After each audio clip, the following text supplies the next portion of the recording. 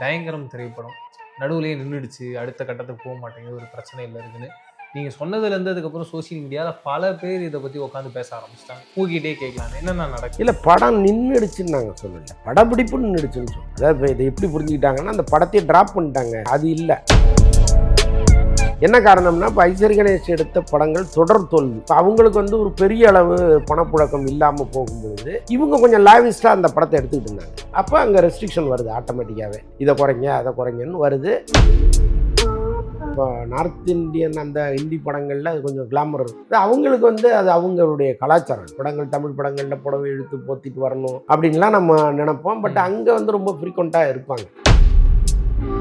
அது ஜான்வி கபூருக்கே பெரிய கோபத்தை ஏற்படுத்திடும். நடிக்க அவங்களே தயாராக இருக்கும்போது, பார்க்க ரசிகர்கள் தயாராக இருக்கும்போது, சென்சார் அமைப்பு அதுக்கு பர்மிஷன் கொடுக்கும்போது, நடுவில் யார் இது பெருசாக விமர்சனம் பண்ணிட்டு இருக்காங்கன்னு எனக்கு தெரியல. தமிழ் பட இயக்குநர்களுக்கெல்லாம் ஒரு வாய்ப்பு கொடுத்து பார்த்துட்டாரு. அவங்க எல்லாமே தோல்வி தான் கொடுக்குறாங்க அவருக்கு. ஸோ அதனால் அவர் வந்து அதர் லாங்குவேஜ் டைரக்டர் நோக்கி போகலான்னு போயிட்டார். அதில் ஒன்றும் தப்பு இல்லாது. இன்னொன்று, இன்னைக்கு பெரிய பட்ஜெட்டில் படம் எடுக்கணும்னு அவர் நினச்சா கூட பணம் போடுறதுக்கு ஆள் இல்லை அவர். அப்போ அவர் ப்ரூவ் பண்ணி தான் ஆகும். மீண்டும் ஒரு வெற்றியை கொடுத்தா தான் அவர் இங்கே நம்ம தயாராக இருப்பாங்க. ஸோ அப்படிப்பட்ட சூழ்நிலையில் ஒரு சின்ன பட்ஜெட்டில் நம்மளே ஒரு படம் பண்ணலாமே அப்படின்னு அவர் நினைக்கிறாரு. ரெட்ரோ மீடியா நேயர்களுக்கு வணக்கம். இந்த ஒரு இன்ட்ரெஸ்டிங்கான கான்வர்சேஷனை நம்ம கூட மூத்த பத்திரிகையாளர் அண்ணா இருக்காரு. அண்ணா வணக்கம். வணக்கம். Welcome to retro media. நன்றி. சமீபத்தில் நம்ம வலைபேசி பார்க்கும்போது அதில் ஒரு விஷயம் ஷேர் பண்ணியிருந்தீங்கன்னா, இந்த மாதிரி பயங்கரம் திரைப்படம் நடுவுலயே நின்றுடுச்சு, அடுத்த கட்டத்துக்கு போக மாட்டேங்குது, ஒரு பிரச்சனையில் இருக்குன்னு நீங்கள் சொன்னதுலேருந்து அதுக்கப்புறம் சோசியல் மீடியாவில் பல பேர் இதை பற்றி உட்காந்து பேச ஆரம்பிச்சிட்டாங்க. பயங்கரம் இப்படி ஆயிடுச்சு அப்படி ஆயிடுச்சுன்னு. அதில் இன்னொரு பக்கம் என்னன்னா, கமெண்ட் செக்ஷனில் போய் பார்க்குறோம், அந்த டீம்லேருந்து ஒரு சில பேர், என்ன நீங்கள் இப்படி பேசிகிட்டு இருக்கீங்க, டயங்கரமோட ஆடியோ லான்ச்சு நாங்கள் ரெடி பண்ணிகிட்டு இருக்கோம் அப்படின்லாம் போடுறாங்க.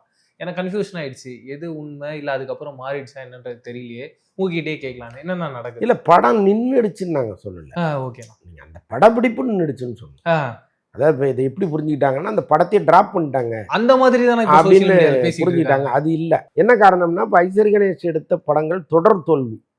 இப்போ அவங்களுக்கு வந்து ஒரு பெரிய அளவு பணப்புழக்கம் இல்லாமல் போகும்பொழுது இவங்க கொஞ்சம் லாவிஸ்டாக அந்த படத்தை எடுத்துக்கிட்டு இருந்தாங்க. பயங்கரம். அப்போ அங்கே ரெஸ்ட்ரிக்ஷன் வருது ஆட்டோமேட்டிக்காகவே. இதை குறைங்க அதை குறைங்கன்னு வருது. அந்த மாதிரி இந்த நைட் ஷூட்டிங் இருக்கு இல்லையா, அதில் வந்து டபுள் பேட்டா கொடுக்கணும். அப்போ அவங்க என்ன சொல்கிறாங்க, நீங்கள் நைட் ஷூட்டிங் வைக்காதீங்க, பகலில் வைங்க, அப்போ சிங்கிள் பேட்டாவோட முடிஞ்சிடும் அப்படின்னு சொல்லும்போது, இல்லை இதை கண்டினியூஸாக நாங்கள் எடுக்க வேண்டியது இருக்குது.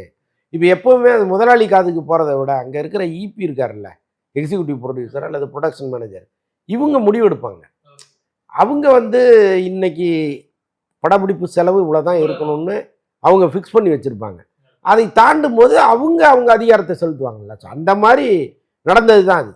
இப்போ நாங்கள் இப்போ நைட் ஷூட் அப்படியே கண்டினியூ பண்ண போகிறோம் அப்படின்னு சொல்லும்போது, இல்லைங்க பண்ணக்கூடாது அப்படிங்கிறாங்க. அவங்களே வந்து ஜென்ரேட்டரை ஆஃப் பண்ணிடுறாங்க. ஸோ இதுதான் நடந்தது. இதைத்தான் நம்ம சொல்கிறோம். அதுக்காக அந்த படப்பிடிப்பே படமே நிறுத்தப்பட்டு படமே ட்ராப் ஆயிடுச்சுங்கிற முடிவுக்கு மக்கள் வந்துட்டாங்க. அப்படி கிடையாது. பாதிக்கு மேல் வளர்ந்த படம் அது. இன்னொன்று, அவருக்கு அவ்வளோ பெரிய வேல்யூ இருக்குது இவருக்கு, விஜய் சித்துக்கு. ஸோ அப்படி இருக்கும்போது இந்த படத்தை எப்படி ட்ராப் பண்ணுவாங்க? அதனால் அவருக்கும் கொஞ்சம் ப்ரொடியூசருக்கும் ஒரு பெரிய அளவு சினிமாவில் நஷ்டமானதுனால கொஞ்சம் நிறுத்தி நிதானமாக செலவு பண்ணுவார். அவ்வளோதான். அந்த படம் ட்ராப்லாம் கிடையாது. ஆனால் நீங்கள் சொன்ன மாதிரி நான் அதுக்கப்புறம் அதை கேட்டவங்க எல்லாரும் நம்ம நியூஸை பார்த்துட்டு ஒரு கான்வர்சேஷன் பண்ணுவாங்களாம். அப்படி பண்ணவங்க எல்லாரும் அது ட்ராப் பண்ணுற ரேஞ்சில் பேசி அது சோஷியல் மீடியா ஃபுல்லாக பயங்கர ஃபயர் ஆயிடுச்சுன்னா. இல்லை, நம்ம சரியாக புரிஞ்சுக்கல அவங்க. அதுதான். அண்டு இது ஆடியோ லான்ச் ஏதாவது அந்த மாதிரி ஏதாவது பிளான் பண்ணியிருக்காங்களா? கட்டாயமாக பண்ணேன். படம் எடுத்தா அடுத்து ஆடியோ லான்ச், ப்ரொமோஷன். இல்லை, அவங்க இப்போ அப்படின்ற மாதிரி பேசினாங்க. அது அவங்க படத்தை முடிக்காம யாரும் ஆடியோ லான்ச் பண்ண மாட்டாங்க. கண்டிப்பா அதுக்கு வந்து இப்போ வாய்ப்பு இல்லை. எப்பவுமே வந்து படத்தை முடிச்சு வச்சுட்டு நீங்கள் ஆடியோ லான்ச் பண்ணி அதுலேருந்து ஒரு மாதத்துல படத்தை ரிலீஸ் பண்ணணும். இல்லைனா அந்த படம் ரொம்ப பழைய படம் போல ஒரு ஃபீல் வந்துடும் மக்களுக்கு. அதனால் அது அவ்வளோ சீக்கிரம் பண்ண மாட்டாங்க. படம் முடிஞ்சிருச்சுன்னா அன்னையிலேருந்து கொஞ்சம் நல்ல ஆடியோ லான்ச் நடக்கும். அது எப்போன்னு நமக்கு தெரியல, நம்ம தெரிஞ்சா சொல்லுவோம். பாரதி ராஜா சார் ரீசெண்டாக காலம் ஆயிட்டாரு. ரொம்ப கஷ்டமாக இருந்துச்சு. எல்லாருமே அதை பற்றி பேசியிருந்தாங்க. பிரைம் மினிஸ்டர் வரைக்கும் அதை பற்றி பேசுறது. பட் அந்த ஒரு சமயத்தில் வந்து கங்கை அமரன் சார் வந்து ரொம்ப ஆவேசமாக ஒரு சில வார்த்தைகள் பேசுகிறாரு. அது சோஷியல் மீடியாவில் பேசு பொருளாக மாறுது. அவர்கிட்டே கேள்விகள் கேட்குறாங்க. அப்பயே அவர் சொல்கிறாரு, இல்லை அது வந்து எங்களுக்குள்ளே இருக்கிறது, நீங்கள் இதெல்லாம் எடுத்து வெளியில் போடாதீங்கன்றாங்க. அதை தாண்டியும் அது வெளியில் வருது. இதை நீங்கள் எப்படி நான் பார்க்குறீங்க? இல்லை, கங்கை அமரனை பொறுத்தளவுக்கு பாரதி ராஜாவுடைய இளைய தம்பின்னு கூட நீங்கள் சொல்லலாம். அதாவது இன்னைக்கு கங்கை அமரனும் இளையராஜாவும் ஆர்டி பாஸ்கரும் தமிழ் திரையுலகத்தில் மிகப்பெரிய ஜாம்பவான்களாக வந்ததுக்கு காரணம் பாரதிராஜா. பாரதிராஜா வந்து அள்ளி நகரத்தில், பண்ணைப்புறத்தில் எல்லாமே பக்கத்து பக்கத்து ஊர்கள் தானே. அப்போ அவர் வந்து மலேரியா இன்ஸ்பெக்டராக இருக்கார். அவர் வந்து அந்த ஊராக வந்து அந்த செக் பண்ணும் பொழுது இவங்க ஊருக்கும் அடிக்கடி வருவாராம் பண்ணைப்புறத்துக்கு. அப்போவே அவர் வந்து ரொம்ப அந்த ட்ரெஸ்ஸிங் சென்ஸ் எல்லாம் அப்படி இருக்குமா பாரதிராஜாட்ட. அந்த ஒயிட் அண்ட் ஒயிட்டு அவர் வர்றது, அவருடைய கூலிங் கிளாஸு, அவர் வரும்பொழுது அவருக்காக சைக்கிளை தள்ளிட்டு ஒருத்தன் வருவானா. இப்போ அவர் வர்றதே வந்து ஒரு மாதிரி பார்க்குறதுக்கே அப்படியே அற்புதமாக இருக்கும். நான் ஒரு ஹீரோ மாதிரி. இப்போ பொதுவாக அவங்க சைக்கிளை தள்ளிட்டு வர்றதுங்கிறது ஒன்று இருக்குது. ஆனால் அவங்க சைக்கிளை வேற ஒருத்தர் தள்ளிட்டு வர்றதுன்னு ஒன்று இருக்குல்ல. அப்போ அவர் பெரிய மனுஷன் தானே வச்சிருக்காரு. ஸோ அந்த மாதிரி அவரை வந்து பிரமிப்பாக பார்த்தவங்க. அவருக்கு வந்து சினிமா மீது ஒரு ஆசை இருக்குது. இவங்க எல்லாமே கலைக்குழு வச்சுக்கிட்டு பாட்டு பாடுறது, சின்ன சின்ன ட்ராமா போடுறது, இப்படி இருக்கும் பொழுது ஈஸியாக ஜெல் ஆயிடுறாங்க. அப்போ பாரதிராஜா இப்போ எப்போவுமே வந்து நான் சென்னையில் எனக்கு வந்து அவர் கூப்பிட்டாரு இவர் கூப்பிட்டாருன்னு சொல்கிற ஒரு வழக்கம் ஒன்று இருக்குது எல்லாத்தையுமே. கிராமத்தில் இருக்கிற கொஞ்சம் பேர் பெருமைக்கு சொல்லுவாங்க. அவர் அந்த மாதிரி பாரதிராஜா என்ன பண்ணியிருக்கிறாரு, நான் வந்து அவரை அவர் கூப்பிட்டாரு இவர் கூப்பிட்டாருன்னு ஏதோ சொல்லி நான் சென்னைக்கு போகிறேன், பெரிய டைரக்டராக போகிறேன்லாம் சொல்லி அவர் முதல்ல கிளம்பி இங்கே வந்துட்டார். இங்கேருந்து அவர் கடிதம் போகும்போது கூட பெரிய பெரிய டைரக்டர்கள் பேரெல்லாம் போட்டு நான் இவரை பார்த்தேன்லாம் போட்டேன்னா அவங்க என்ன முடிவு பண்ணிட்டாங்க, பாரதிராஜா சென்னையில் போய் செட்டில் ஆகிட்டாரு. அவர் பெரிய ஆள் ஆகிட்டாரு. இப்போ நம்ம போனோம்னா ஒரு வீட்டில் தங்கிட்டு நம்ம சினிமா வாய்ப்புகளை தேடலாம்னு சொல்லிட்டு பொட்டியை கட்டு கிளம்பி வந்துட்டாங்க. இங்கே இளையராஜா, ஆர்டி பாஸ்கர், கங்கை அமரன் 3 பேர் இங்கே வந்துட்டாங்க. வந்தால் இவர் ஒரு பெட்ரோல் பங்கில் வேலை பார்த்துக்கிட்டு அந்த பெட்ரோல் பங்கில் வர்ற சம்பளத்தை வச்சுக்கிட்டு ஒரு மாதத்துக்கு தேவையான சாப்பாட்டு டோக்கன் வாங்கி வச்சுருப்பாரான் இளையராஜா. இந்த சாப்பாட்டு டோக்கனை கொண்டு போய் கொடுத்துட்டு சாப்பிட்டுக்கலாம் மாதம் முழுக்க. அது கையில் பணமாக இல்லாமல் டோக்கனாக வச்சுக்கிறது. இப்போ இவங்க திருதுப்பட்டு வந்து நின்னா என்ன பண்ண முடியும் அவரால்? டேய் ஏன்டா கிளம்பி வந்தீங்க நீங்கள், நானே இங்கே அல்லு சில்லாகி கிடக்கிறேன் அப்படின்னா இப்போ வந்தவங்களை திருப்பி அனுப்ப முடியாது. இப்போ இவருடைய ரூமில் போய் அவங்கள தங்க வச்சுக்கிட்டு இவர் சாப்பாட்டு டோக்கனை அவங்கள்ட்ட கொடுத்துட்டு இப்படி ஷேர் பண்ணி சாப்பிட்டவங்க அவங்க. அப்படி மெல்ல மெல்ல மெல்ல மெல்ல வளர்ந்து தான் இன்றைக்கி தமிழ் திரையுலகத்தின் மிகப்பெரிய உச்சங்களாக அவங்க மாறினவங்க. எல்லாரையும் விட பெரிய உரிமை கங்கை அமரனுக்கு உண்டு. ஏன்னா அந்த குடும்பத்தில் அந்த நட்பு வட்டாரத்தில் ஓடுற பிள்ளை இவர் தான், சின்ன பிள்ளை. எதுவாக இருந்தாலும் நீ அதை செய் இதை செய் இதை செய் அதை செய்யின்னு சொல்லிட்டு அப்படி ஒருத்தர். ஒன்றும் இல்லை, இளையராஜா வந்து தண்டராஜ் மாஸ்டர்கிட்ட இசை கற்றுக்க போகும்போது மாஸ்டர் வந்து கொஞ்சம் சரக்கு பழக்கம் உள்ளவர். அவர் ஒரு 5 மணிக்கெல்லாம் சரக்கு போட்டுருவார். அவரை வீட்டுக்கு கொண்டு வர்ற பெரும் பொறுப்பு கங்கை அமரன்ட்ட தான் கொடுத்துருவாங்க. அவர் வேட்டி அவந்தா எடுத்து கட்டி அவரை ஒரு ரிக்ஷாவில் ஏற்றி அவர் மயிலாப்பூர் கொண்டு வந்து அவர் வீட்டில் இறக்கி இதெல்லாம் பெரிய வேலையாக கங்கை அமரன் பண்ணியிருக்காரு. அதாவது அந்த நட்பு இருக்குல்ல, அதெல்லாம் வந்து சாதாரணமானது கிடையாது. ஒருவருக்கு ஒரு குடும்பத்தில் பிறந்தவர்கள் மாதிரி அவங்க வாழ்ந்திருக்காங்க, வளர்ந்துருக்காங்க.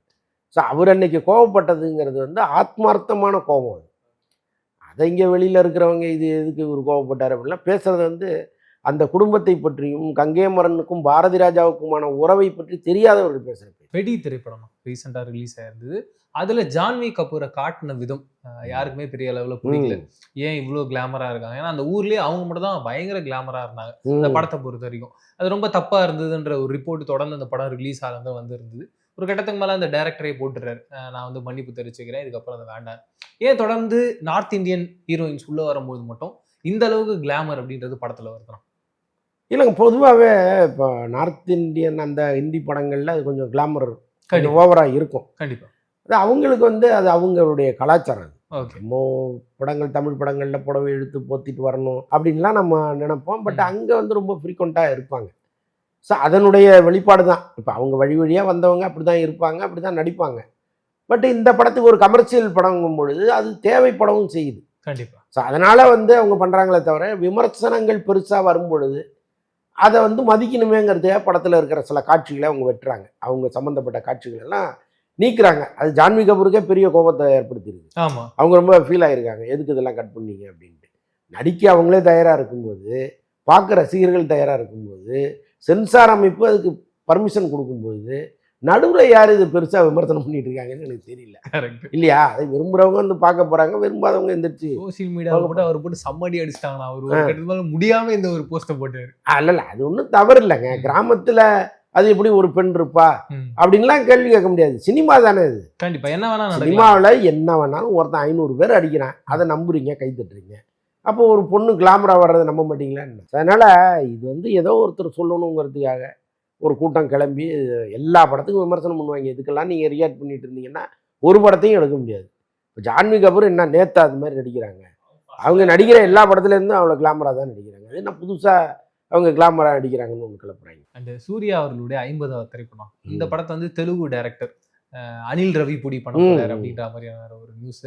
எனக்கு என்னன்னா ஒரு 50வது படம் அப்படின்னும் போது ரொம்ப முக்கியமான ஒரு படமா பார்ப்பாங்க. மற்ற ஸ்டேட் டைரக்டர்ஸுக்கு அவர் சீக்கிரம் கொடுக்க மாட்டாங்க. சூர்யா சார் அப்படி ஒரு முடிவு எடுத்ததுக்கான காரணம் என்னென்ன பாக்குறீங்க? இல்லைங்க, இங்கே தமிழ் பட இயக்குநர்களுக்கெல்லாம் அவர் வாய்ப்பு கொடுத்து பார்த்துட்டாரு. ஓகே. அவங்க எல்லாமே தோல்வி தான் கொடுக்குறாங்க அவருக்கு. ஸோ கண்டிப்பா. அதனால அவர் வந்து அதர் லாங்குவேஜ் டைரக்டர் நோக்கி போகலான்னு போயிட்டாரு. அதில் ஒன்றும் தப்பு இல்லை. அது அவர் வாழ்க்கையை அவர் எடுக்கிற முடிவு.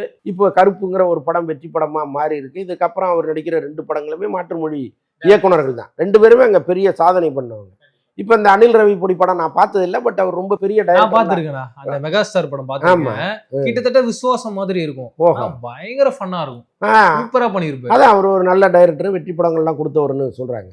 அப்போ அவர் அந்த நம்பிக்கையோடு போய் ஒர்க் பண்ணுறாரு. அது படம் வந்த பிறகு ஒருவேளை உங்களுக்கு பிடிக்கலன்னா விமர்சனம் பண்ணலாம். அதுக்கு முன்னாடியே வந்து ஏன் அவர் அவர்கிட்ட போனார் இவர்கிட்ட போனாருன்னு அவருக்கு இன்னும் ஒரு லைஃப் இருக்குது, அவருக்குன்னு ஒரு கால்குலேஷன் இருக்குது, அதை அவர் செய்யலாம்ல. அண்டு சூர்யா சாருடைய இந்த கருப்பு திரைப்படம் ரீசெண்டாக வந்து திருப்பூர் சுப்பிரமணியம் சார் ஒரு வீடியோவில் பேசுகிறாரு.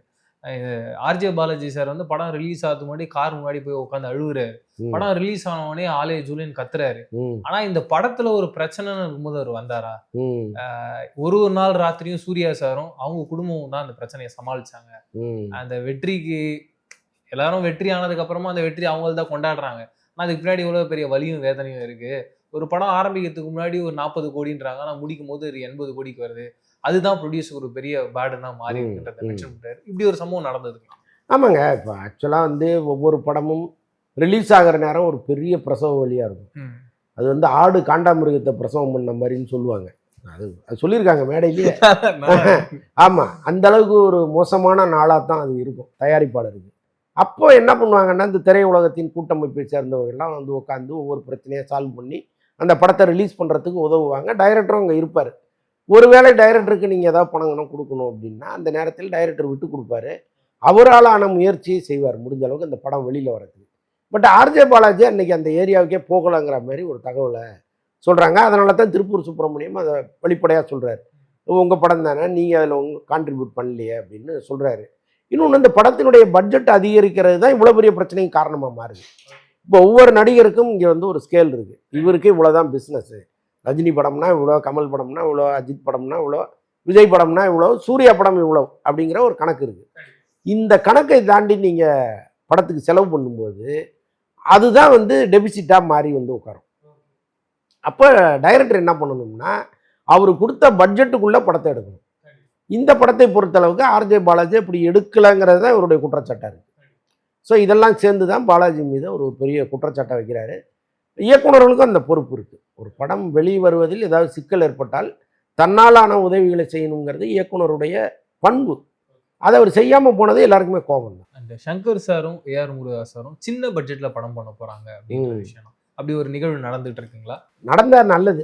என்ன காரணம் அப்படின்னா, இப்போ சங்கர்லாம் வந்து மிகப்பெரிய பட்ஜெட்டில் படம் பண்ணியே பழகிட்டார். கண்டிப்பாக. இப்போ அவர் வந்து ஆரம்பத்தில் ஒரு படத்தை எடுக்கணும்னு முடிவு பண்ணி வச்சுருந்தாரு. அந்த படத்து கதை கூட இது ஒரு எனக்கு கரெக்டாக ஞாபகம் இல்லை, டைட்டில் ஞாபகம் இல்லை, பட் ரொம்ப சின்ன பட்ஜெட் படம். அதுதான் நான் முதல் படமாக எடுக்கணும்னு நினச்சிட்டு இருந்த படம்னு அவர் பல இடங்களில் பதிவு பண்ணியிருக்காரு. திடீர்னு அவருக்கு வேற ஒரு பெரிய படம் வந்துருச்சு, பெரிய பட்ஜெட்டில் படத்தை பண்ணிட்டார். அதுக்கப்புறம் அவரால் வந்து அந்த படத்தை எடுக்கவே முடியல. சார் நீங்கள் போய் இவ்வளோ பட்ஜெட்டில் படம் பண்ணுறதா, நீங்கள் எவ்வளோ பெரிய ஆள் அப்படின்லாம் சொல்லி சொல்லி கவுத்து இன்றைக்கி 300 கோடி 400 கோடியில் படம் எடுக்கிற டைரக்டராக மாற்றி விட்டாங்க அவர். அப்போ பழைய அவர் அந்த கதையை அவர் எடுக்க முடியாமல் போனது ஒரு வருத்தம். இன்னொன்று, இன்றைக்கி பெரிய பட்ஜெட்டில் படம் எடுக்கணும்னு அவர் நினச்சா கூட பணம் போடுறதுக்கு ஆள் இல்லை அவரை நம்பி. அப்போ அவர் ப்ரூவ் பண்ணி தான் ஆகணும். மீண்டும் ஒரு வெற்றியை கொடுத்தா தான் அவர் இங்கே நம்ப தயாராக இருப்பாங்க. ஸோ அப்படிப்பட்ட சூழ்நிலையில் ஒரு சின்ன பட்ஜெட்டில் நம்மளே ஒரு படம் பண்ணலாமே அப்படின்னு அவர் நினைக்கிறாரு. அது சொந்த படமாக கூட இருக்கலாம். பட் அது சின்ன படமாக இருந்து ஒரு 50 கோடியில் ஒரு படத்தை அவர் எடுத்துட்டாருன்னா பெரிய விஷயம். அது சங்கருக்குன்னு ஒரு பெரிய ஆடியன்ஸ் கூட்டம் இருக்குது. ஒரு 20 கோடியில் படத்தை எடுத்தால் கூட மொத்த கூட்டமும் வந்து பார்க்கும். அப்போ அந்த முயற்சியை அவர் பண்ணலாமே. அண்ட் ஏஆர் முருகதாஸ் சார்னா ஏதோ குரங்க வச்சு ஏதோ ஒரு ப்ராஜெக்ட் பண்ண போறாங்க, ஆமா. அப்படி ஒரு பிளான் இருக்குங்களா? அவர் ரொம்ப நாளாக அந்த பிளான் இருக்குது அவருக்கு. ஓகே அதுக்காக இந்த அனிமெட்ரானிக்ஸ் அது இதுன்னு ஏதோ பிளான் பண்ணார் அவர். ஓகே. பட் அந்த ப்ரொடியூசர் வந்து இப்போ அதில் ரொம்ப கான்சன்ட்ரேட் பண்ணாமல் அப்புறம் பார்த்துக்கலாங்கிற மாதிரி ஏதோ சொல்கிறார் போல. ஓகே. பட் அவருடைய லைனப்பில் அந்த படம் இருக்குது. அண்ட் பாண்டியராஜ் சார் யோகி பாபு அவர்களை வச்சு ஒரு படம் பண்ண போறாரு. அந்த ப்ராஜெக்ட் நான் ரெடி ஆயிட்டு பாருங்க, யோகி பாபுக்கு வந்து எவ்வளோ பெரிய யோகம் பாருங்க. கண்டிப்பா அவரால் சிரிக்க வைக்கவே முடிய மாட்டேங்குது. ஆனாலும் பல டைரக்டர்கள் வந்து அவரை வச்சு படம் பண்ணுறாங்கன்னு சொல்லி ஆசைப்படுறாங்க. ஜெயம் ரவி வந்து வாழ்க்கையிலே முதன்முறையாக ஒரு படம் டைரக்ட் பண்ணுறாரு. அதில் வந்து யோகி பாபுங்கிறார். ஆச்சரியமா இருக்கு. இப்போ ஜெயம் ரவி கேட்டாருன்னா விஷால் டேட்டு கொடுப்பாரு. கண்டிப்பா ஜெயம் ரவி டேட்டு கொடுப்பாரு. அதான் சொல்கிறேன், ஜெயம் ரவியே ஹீரோவை நடித்து அவரே கூட டைரக்ட் பண்ணிக்கலாம். ஆனாலும் அவர் வந்து யோகி பாபுன்னு தேடுறாரு. அது என்ன மாயம் மர்மம்னு தெரில. ஒருவேளை கையில் கட்டிருக்கிற இவ்வளோ பெரிய கயிறான்னு தெரில நமக்கு. ஆமாம், இந்த பக்கம் பாண்டியராஜ் அப்படி ஒரு முடிவு எடுக்கிறாரு. ஆனால் பாண்டியராஜ் போன்றவர்கள் யோகி பாபு வச்சு எடுக்கும் பொழுது கட்டாயமாக ஒரு சிரிப்புக்கு உத்தரவாதம் இருக்கும்னு நினைக்கிறேன். ஓகே, நான் நிறைய இன்ட்ரெஸ்டிங்கான விஷயம் பேசுவோம். மீண்டும் சந்திப்போம். நன்றி.